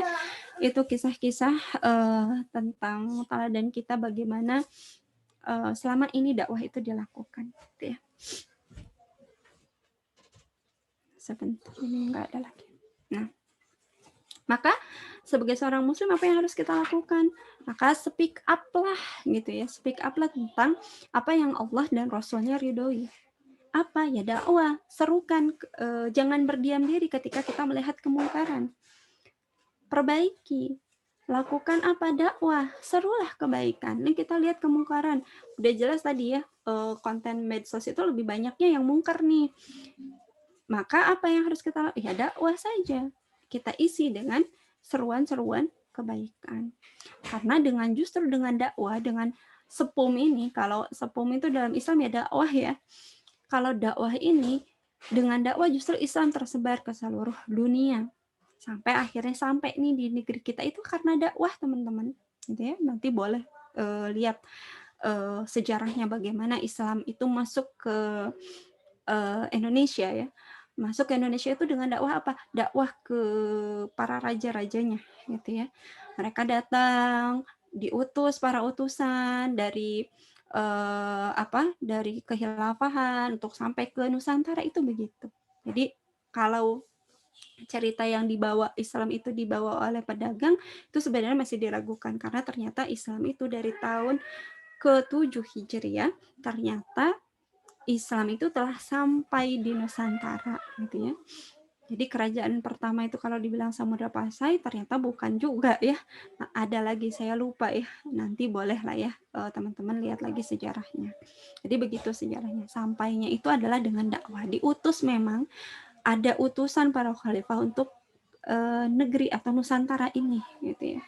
Mereka diutus, ada yang ke tanah Jawa, ada yang ke daerah Aceh, kemudian ada yang dibawa ke daerah mana. Nah, itu ada utusan-utusannya gitu ya. Disebarkan, kemudian beliau nanti berdakwah seperti Mus'ab menjadi duta pertama Rasulullah untuk dakwah di Madinah, begitupun seterusnya itu terus dilakukan oleh para sahabat. Ya, sampai akhirnya alhamdulillah sampai kita merasakan Islam, kita tahu tentang Islam dan kita sudah berislam. Itu hanya dengan dakwah. Bayangkan zaman dulu ya adik-adik, belum ada medsos. dari Mekah tuh mau nyampe ke Indonesia itu berapa lama gitu. Lama banget, bisa bulanan, bisa tahunan gitu ya. Harus lewatin gelombang laut gitu ya. Belum ada pesawat.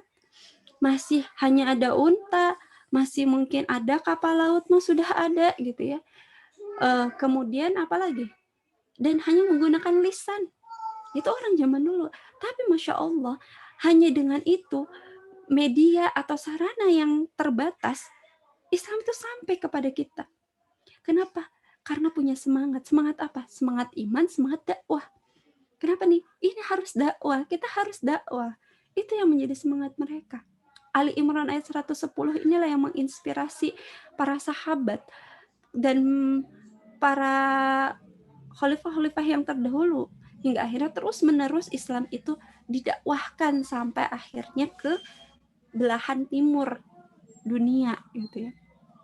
Nah, dan hampir sekarang Islam itu dikenal hampir oleh seluruh dunia ya, Masya Allah. Kalau nggak ada yang dakwah, nggak ada yang berbuat seperti itu, nggak nyampe dah.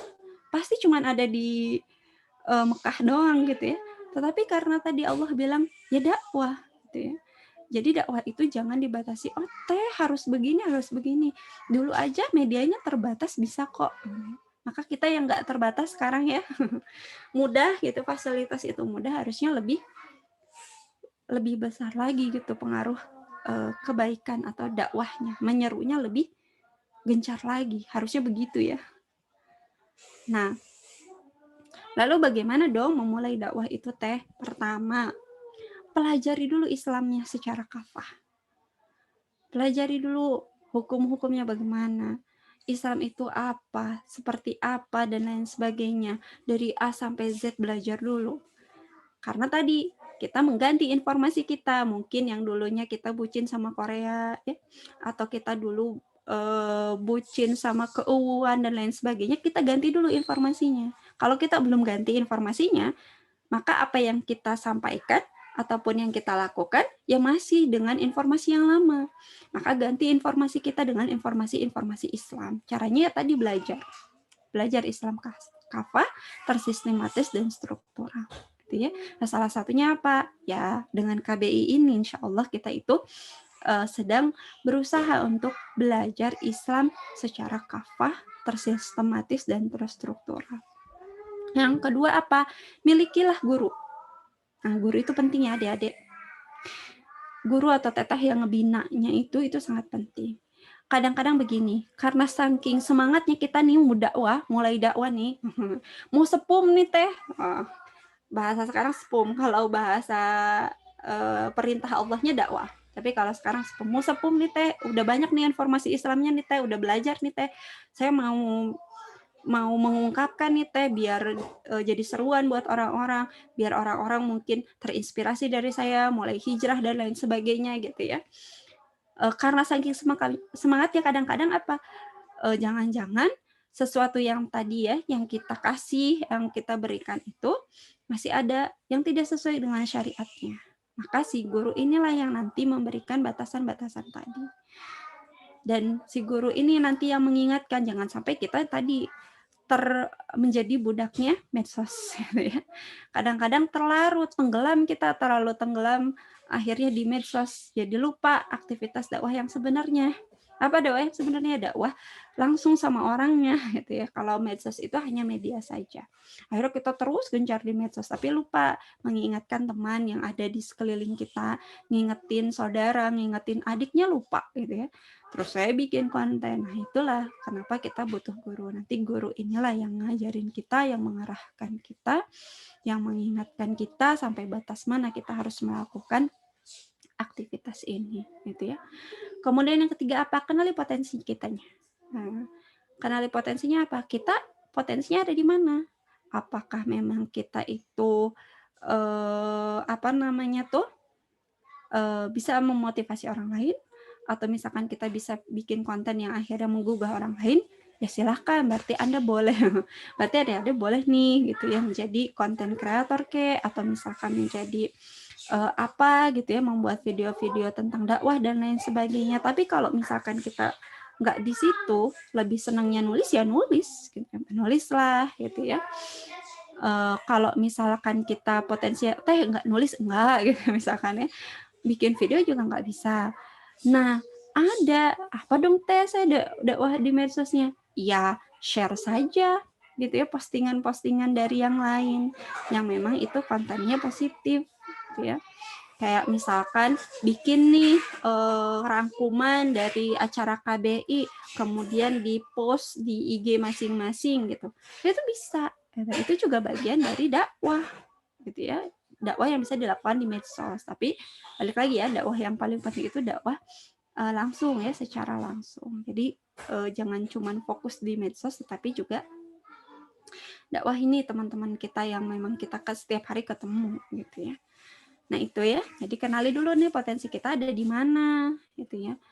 Kalau kita senang mencatat, ya catatannya bagus, dibikin lucu-lucu gitu ya. Nah kita kan nggak tahu ya, nanti yang baca feed IG kita atau baca Facebook kita itu ternyata tergugah dengan apa yang kita tulis, itu sudah menjadi amalan buat kita. Lalu yang keempat apa? Tentukan objek dakwahnya. Sasarannya siapa nih yang mau kita dakwahi? Karena adik-adik masih remaja, ya remaja lagi. Karena remaja itu butuh didakwahi oleh remaja. Biasanya lebih masuk daripada orang yang lebih tua. Karena apa kan biasanya yang tua mah so tahu gitu ya. Tapi kalau didakwahi oleh yang seusia, biasanya akan lebih masuk ke mereka gitu ya. Nah, dan ingat adik-adik, remaja itu menurut Badan Sensus menyebutkan jumlah penduduk Indonesia saat ini nih yang 260 juta jiwa itu didominasi oleh usia muda, Gen Z, dan milenial. Dan Abji menyatakan apa tadi, remaja itu pengguna internet terbesar. Apalagi lagi momen pandemi kayak gini gitu ya, paling banyak nih pasti banyak banget yang nonton atau lihat IG. Dan remaja adalah tonggak perubahan suatu bangsa. Jadi dengan potensi itu, maksimalkan potensi yang adik-adik miliki, kemudian juga jadikan tadi medsos yang menjadi alat itu, ungkapkan hal-hal yang bersifat positif, yang menyemangati, yang mengajak kepada kebaikan dan menyeru kepada kebaikan dan mencegah kepada kemungkaran. Jumlah yang besar ini sayang kalau misalkan tidak diberdayakan. Nah, insya Allah adik-adik itu punya kemampuan itu, gitu ya. Dan tonggak perubahan ini ada di adik-adik semua.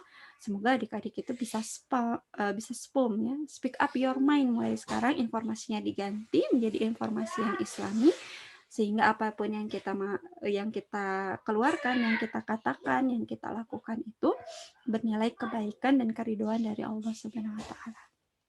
Ya, mungkin itu saja yang bisa saya sampaikan buat adik-adik semua ya. Mangga saya kembalikan ke Teh Dita. Assalamualaikum warahmatullahi wabarakatuh. Ya, baik. Terima kasih ya, Teh ya. Sebentar, nggak kondusif rumahnya.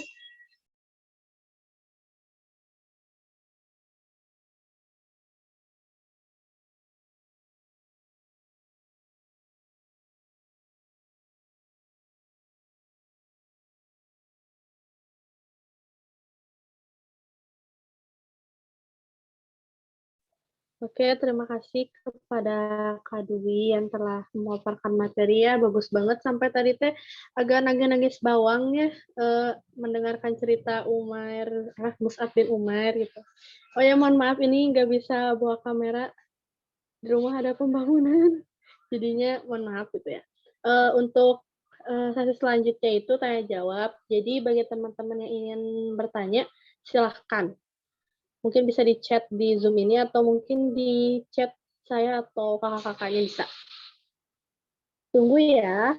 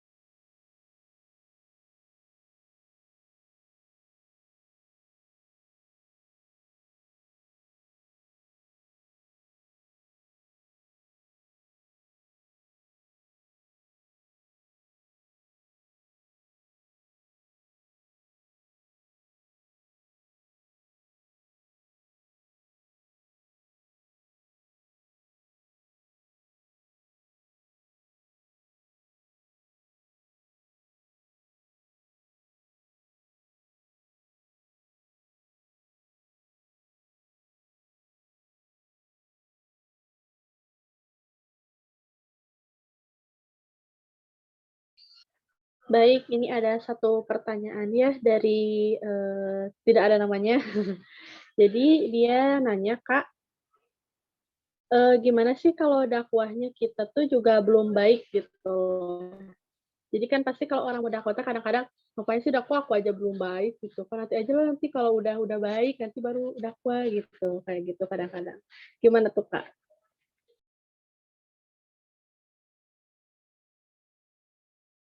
Ya, alhamdulillah.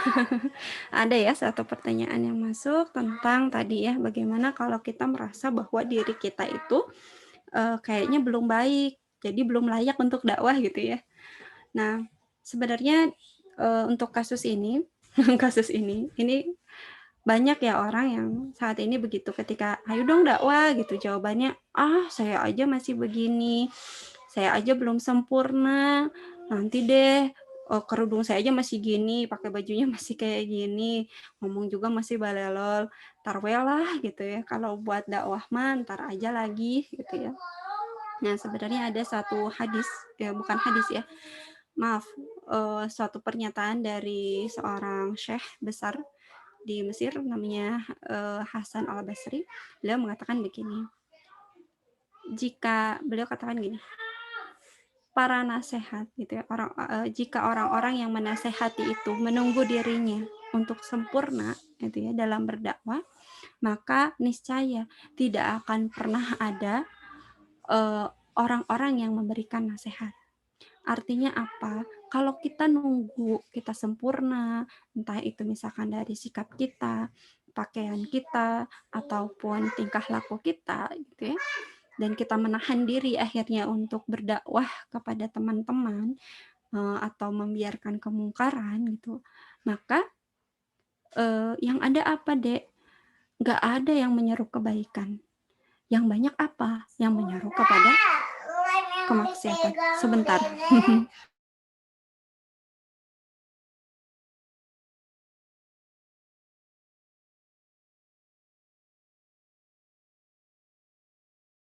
Lanjut ya. Astagfirullah. Ya Allah. Aduh. Ya udah. Sok udah. Ini.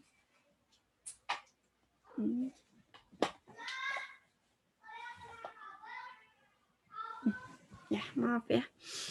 Nah, jadi dari perkataan beliau itu apa yang bisa kita dapatkan bahwasanya tidak dakwah itu tidak harus menunggu kita itu sempurna dulu dalam berislam, enggak gitu ya. Bahkan Rasulullah SAW pernah bersabda, sampaikanlah walaupun satu ayat. Artinya apa? Kita itu disuruh menyampaikan sesuatu yang cukup kita tahu, walaupun itu cuma satu ayat yang kita tahu. Tapi itu harus didakwahkan, kata Rasul begitu. Jadi nggak harus, kata Rasul itu, nunggu ya, nanti kamu sempurna dulu, ini dulu, bahas ini dulu, bahas yang ini dulu, yang ini. Enggak, ketika kita itu dapat satu ilmu nih, hari ini, misalkan hari ini tentang apa? Ali Imran ayat 110 nih, tentang dakwah. Maka lakukan itu, sampaikan itu kepada yang lainnya. Kalau kita baru tahu satu ayat. Nah itu kan perintah kepada kita justru apa? Ya tadi kita itu nggak diperintah untuk jadi sempurna dulu dalam berdakwah.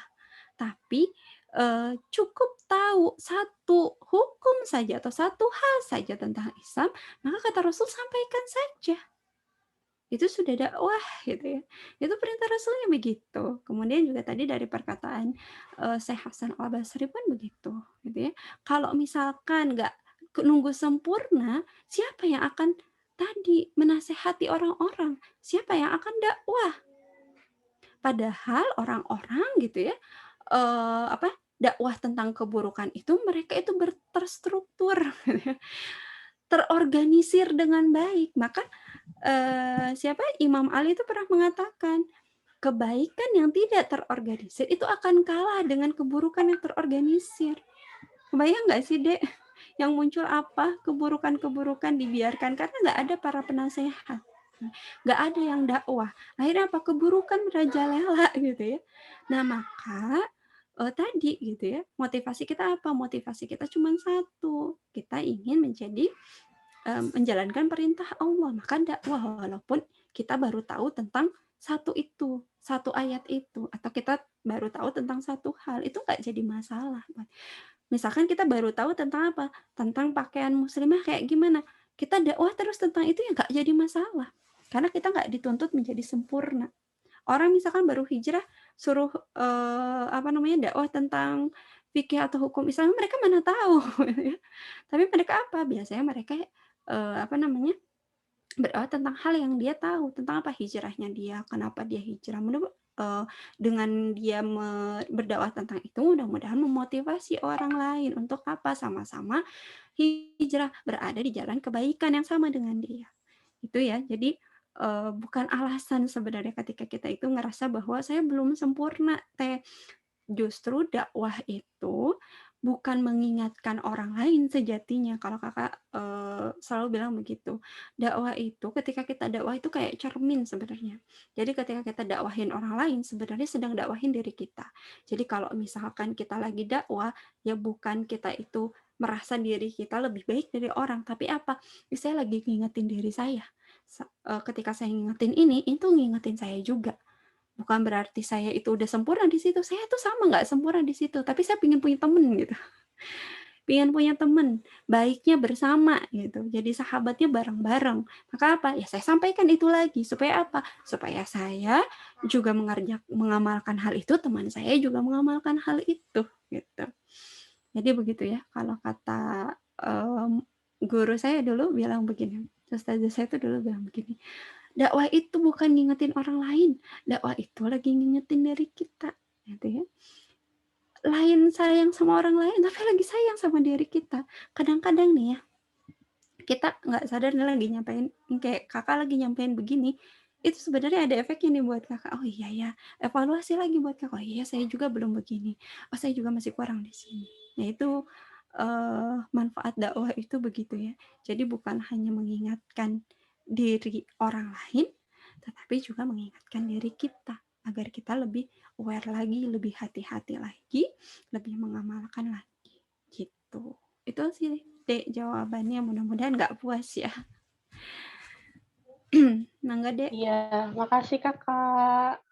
Oh iya, ini Bisa. ada pertanyaan kedua. Anonim lagi ya.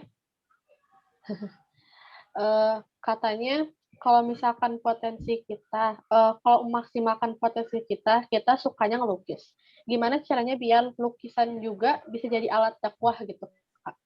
Gimana tuh, Kak? Karena kan jauh yang kita tahu dakwahnya ya apa sih public speaking gitu. Jadi ngomong gitu. Kalau dia tuh potensinya ngegambar, gimana ya biar jadi dakwah gitu gambarnya. Iya.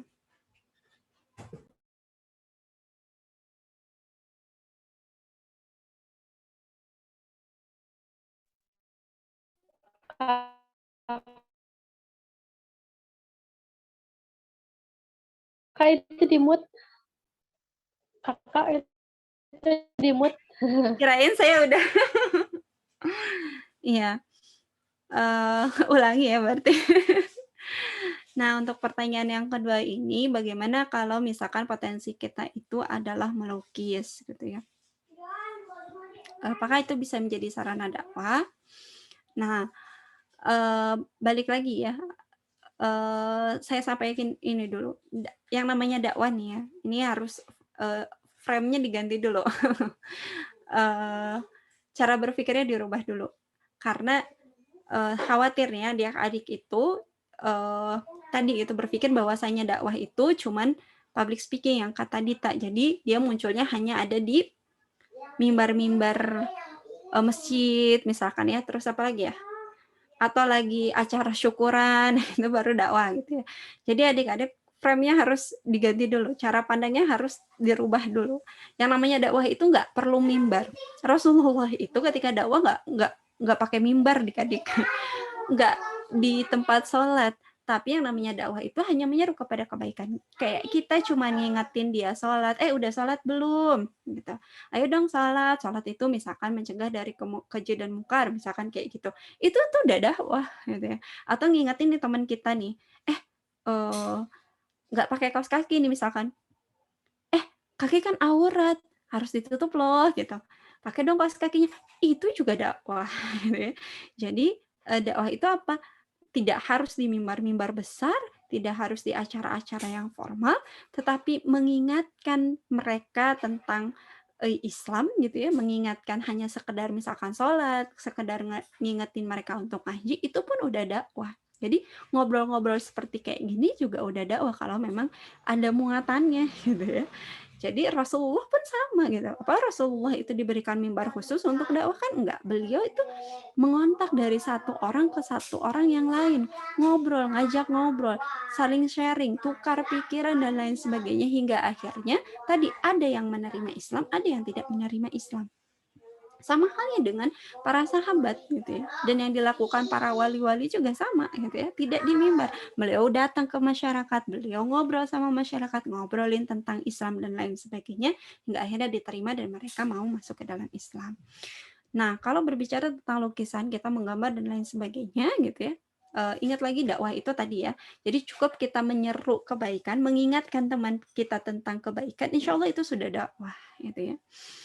Nah, kalau kita punya potensi, tapi saya punya kelebihan nih Teh. punya potensi ngegambar. Itu bisa dimanfaatkan juga menggambar itu. Kayak bikin apa? Bikin misalkan orang-orang dulu juga senang ya menggambar ya.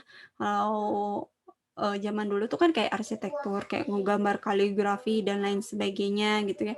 Nah itu kan sebenarnya diperbolehkan di dalam Islam, seni yang dibolehkan. Nanti kalau untuk lukisan ini harus ini lagi ya, harus ada fikihnya tersendiri soalnya. Jadi harus dipelajari lagi kalau teman-teman suka gambar, mau menjadikan media gambar itu sebagai dakwah, itu bisa saja, tetapi nanti dilihat ya fikihnya, karena ada hal-hal yang diharamkan untuk digambar deh. Nah itu nanti tanya lah ya, atau ada kajian khusus fikihnya lah ya, silahkan nanti bertanya ya.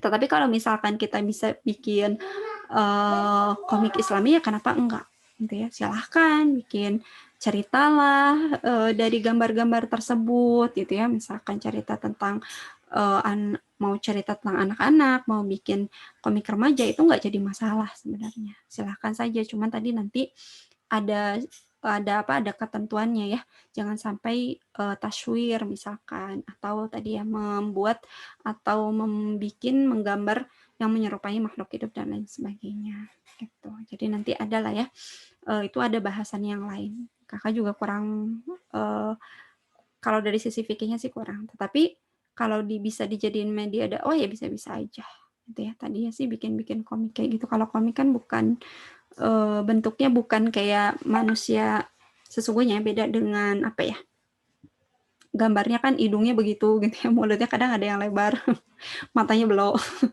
dan lain sebagainya. Jadi jangan mirip dengan manusianya gitu ya. Tapi nanti itu berbeda pendapat juga.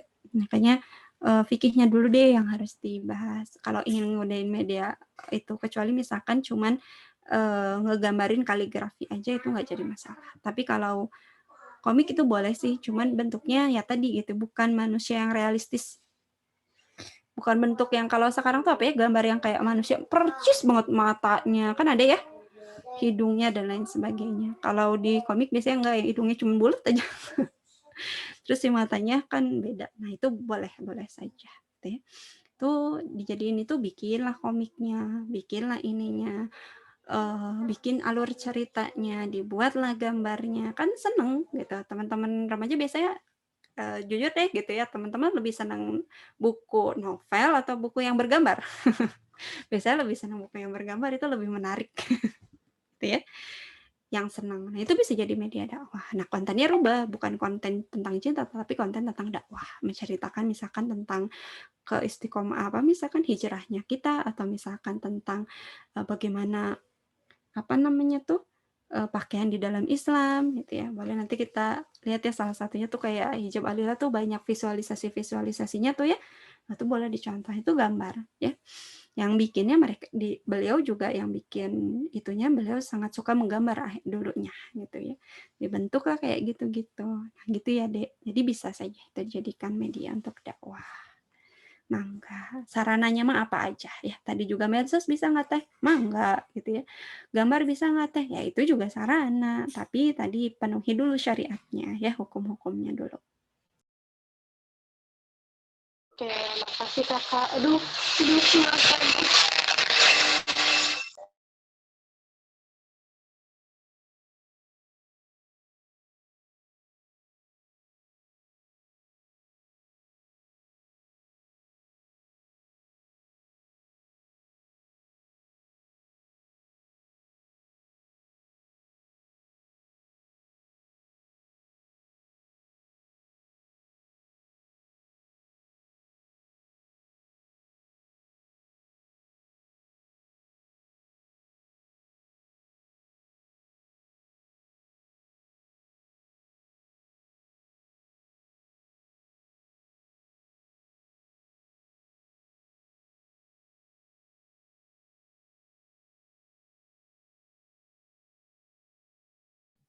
Oke, maaf ya teman-teman, tadi ada gangguan, ada pembangunan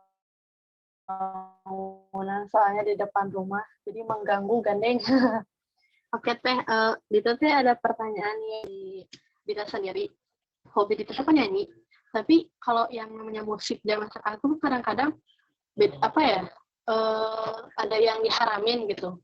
Maksudnya tuh gimana sih caranya biar suara diteteh gitu. Karena kita suka nyanyi bisa jadiin dakwah gitu. Kayak gimana gitu caranya kalau dalam bidang musik itu sendiri. Karena kita kadang-kadang masih bingung gitu.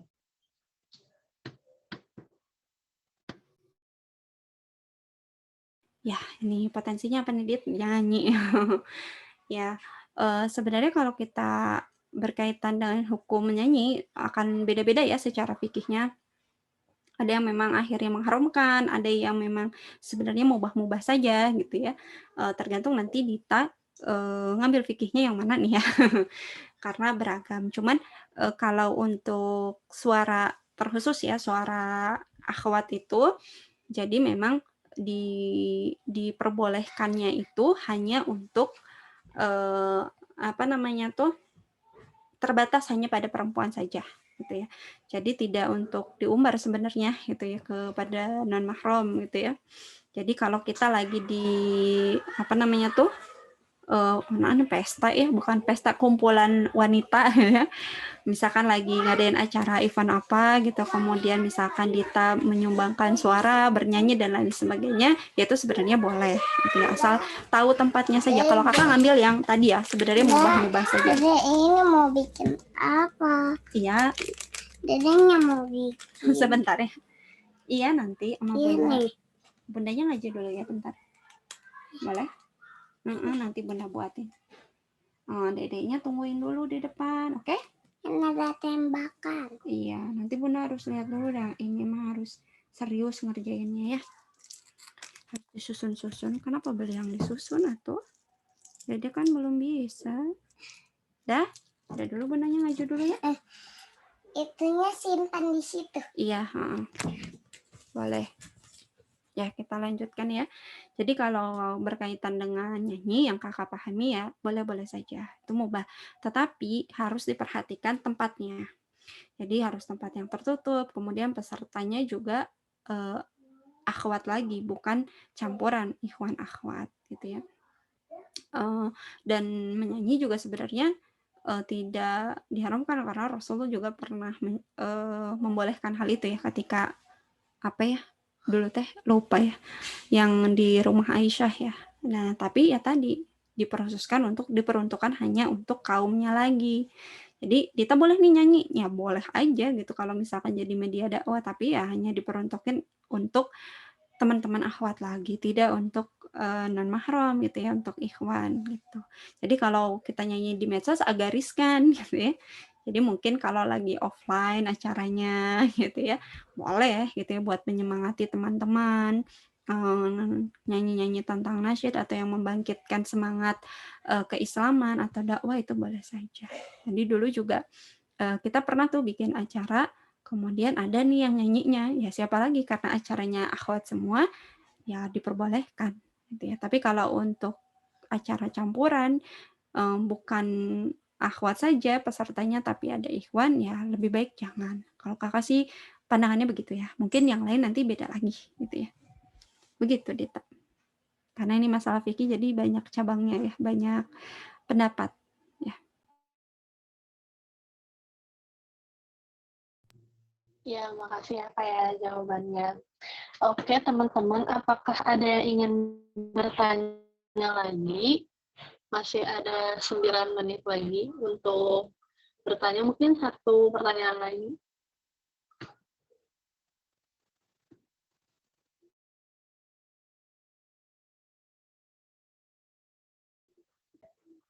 Saya tunggu ya, tunggu 2 menit.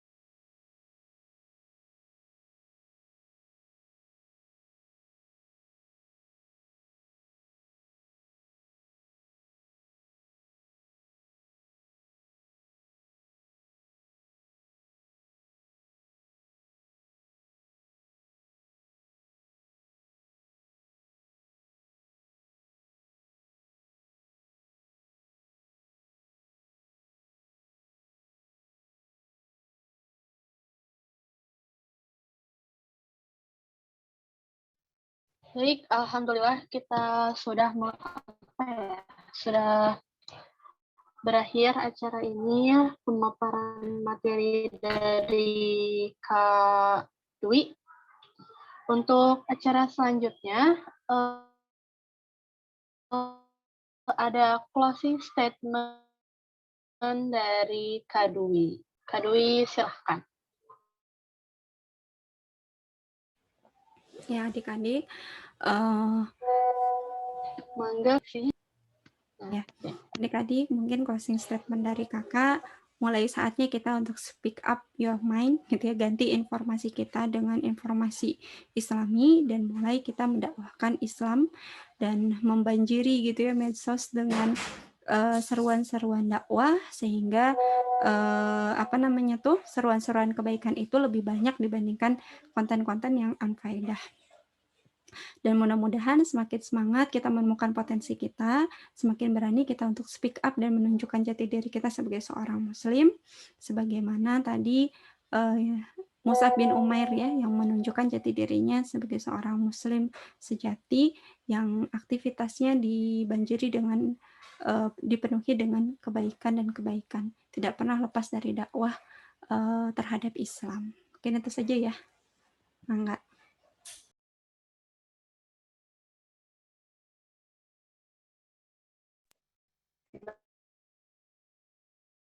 Baik, alhamdulillahirobbilalamin. Terima kasih kepada Kak Dwi dan lagi kepada NC. Kepada NC Ya, terima kasih Kak Dita dan Teh Dwi. Gimana materi hari ini? Seru banget ya. Semoga materi ini bermanfaat bagi kita semua. Selanjutnya, kita akan mendengarkan pembacaan doa penutupan dari Angel SMPN 45 Bandung. Silakan Angel. Assalamualaikum warahmatullahi wabarakatuh. Waalaikumsalam warahmatullahi wabarakatuh. Sahabat-sahabat sekalian, izinkan saya mengajak sahabat-sahabat sekalian untuk tundukkan hati kita. Bismillahirrahmanirrahim. Ya Rabbi lakal hamdu kama yambaghi li jalali wajika wali azimi sultanika. Ya Allah, kami memohon dengan segala nama dan sifat-Mu yang terbaik. Ya Allah, hari ini kami berkumpul di sini dalam acara kelas belajar Islam bersama kakak-kakak kami serta teman-teman kami. Ya Allah, terima kasih telah memberikan kami ilmu, kesempatan untuk memperbaiki diri, sakofah Islam, dan amal kami. Ajarkan kami untuk selalu bersyukur ya Allah. Ya Allah ya Ghafur, ampunilah dosa kami yang tidak sengaja maupun disengaja. Ya Allah, ampunilah kedua orang tua kami, guru-guru kami, saudara-saudari kami, sahabat-sahabat kami, dosa kaum muslimin, mukminin, dan mukminat yang masih hidup ataupun sudah meninggal. Ya Allah, kami melangkah di jalan-Mu. Terkadang langkah ini salah dan terkadang kami hilaf. Allahumma arinal haqqa haqqan warzuqna tiba'ah wa arinal batila batilan warzuqna ijtinabah bi rahmatika ya arhamar rahimin. Ya Allah, tunjukkan kepadaku yang benar itu benar dan kuatkanlah aku untuk mengikutinya. Dan tunjukkanlah kepadaku kesalahan itu salah dan kuatkan pula aku untuk menjauhinya. Ya Allah, berikanlah kami hidayah, tuntun setiap langkah kami ya Allah. Berikanlah kami ilmu yang bermanfaat dunia akhirat. Ya Allah, kumpulkanlah nanti kami bersama kekasih-Mu, Rasulullah Muhammad Shallallahu Alaihi Wasallam, bersama orang-orang yang berjuang di atas jalan kebenaran. Kumpulkan kembali kami dengan orang-orang yang kami cintai. Selamatkan kami dari siksa api neraka. Rabbana atina fid dunya hasanah wa fil akhirati hasanah wa qina adzabannar. Amin ya robbal alamin.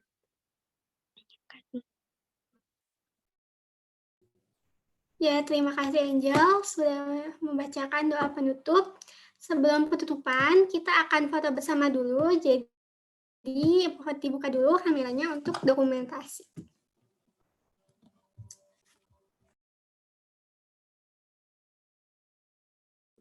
Silakan dibuka kameranya.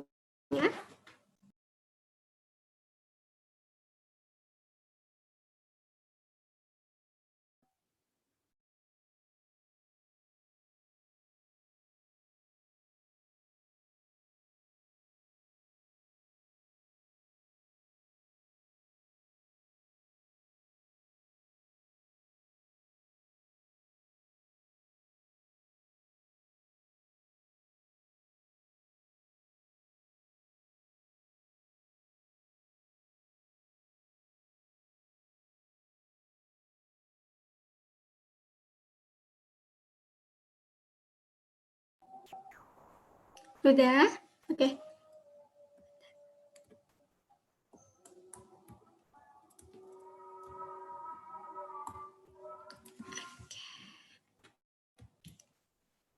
Baik. Oh iya, nggak apa-apa. Sudah ya. Terima kasih teman-teman semuanya sudah menyempatkan waktunya untuk menyimak kajian hari ini. Mudah-mudahan ilmunya bermanfaat. Ada azan.